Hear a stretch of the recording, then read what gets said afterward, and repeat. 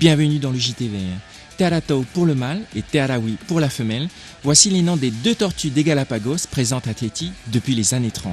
Fidèles témoins de notre histoire, nous avons pensé qu'il était temps de leur rendre hommage. C'est tout de suite dans votre journal.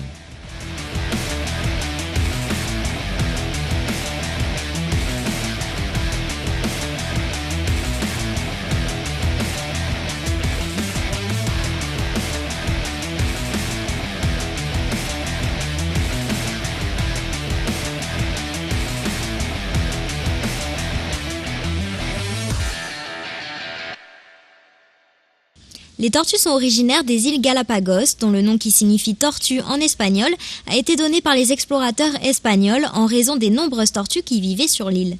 Ce sont des herbivores qui se nourrissent de feuillage, d'herbes et de fruits. Elles ont un odorat très développé et elles sentent toute la nourriture avant de la manger.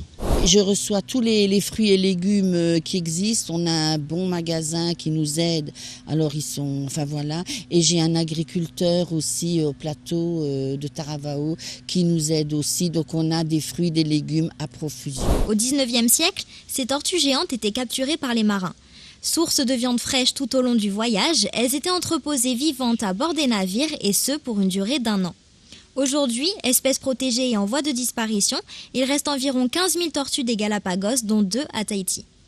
D'après le site de Tahiti Héritage, les tortues du jardin botanique ont été capturées aux îles Galapagos par l'équipage de la goélette Mary Pinchot. Financé et dirigé par le gouverneur de Pennsylvanie, Gifford Pinchot, ce dernier offrit les 2 tortues à son ami et compatriote, l'écrivain Charles Nordhoff, qui vivait à Papeete.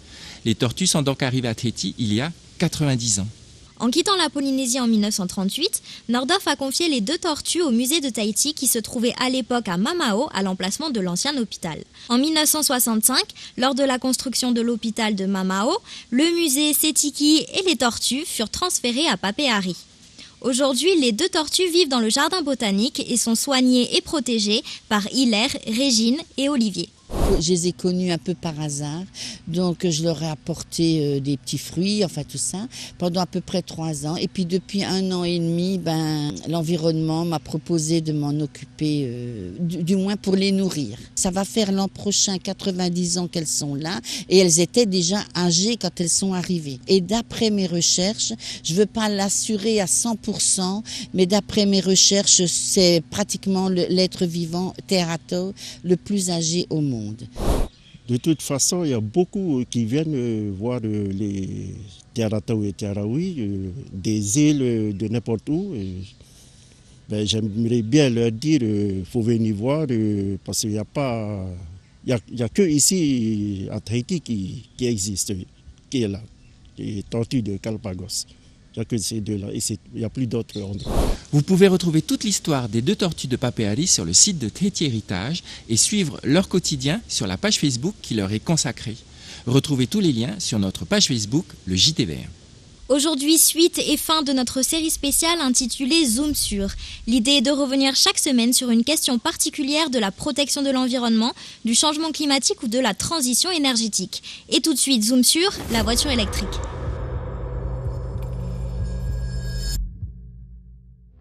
Nous vous l'avions déjà dit, en Polynésie française, la majorité des émissions en CO2 provient des transports terrestres pour 33% et de la production d'électricité pour 36%.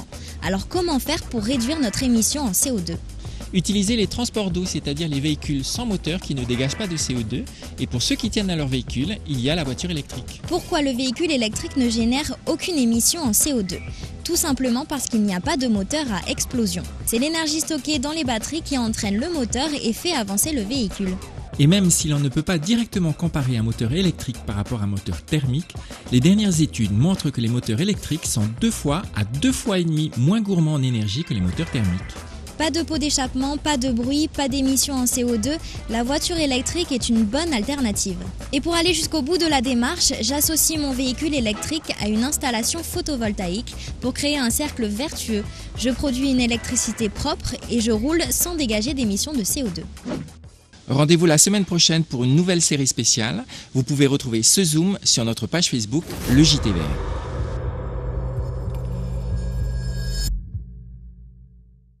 Aujourd'hui, une boîte à questions un petit peu différente. Nous avons choisi de vous parler des tortues des Galapagos en général. Savez-vous qu'en fait, il existe 10 espèces de tortues de Galapagos différentes?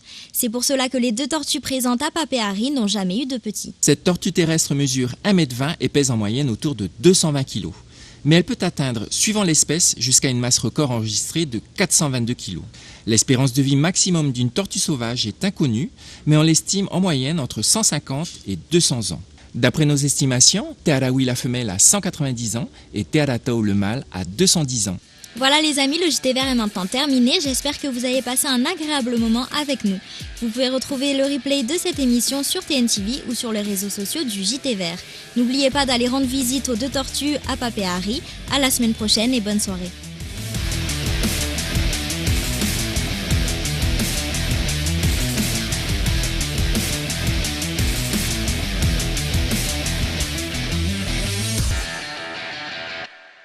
Prochainement, dans le JT Vert. Pensez-vous qu'il soit possible de réduire nos déchets? Nous avons choisi l'atoll de Fakarava pour vous parler des déchets notamment. Surtout du pouvoir que nous avons d'acheter ou de ne pas acheter les produits qui génèrent des déchets.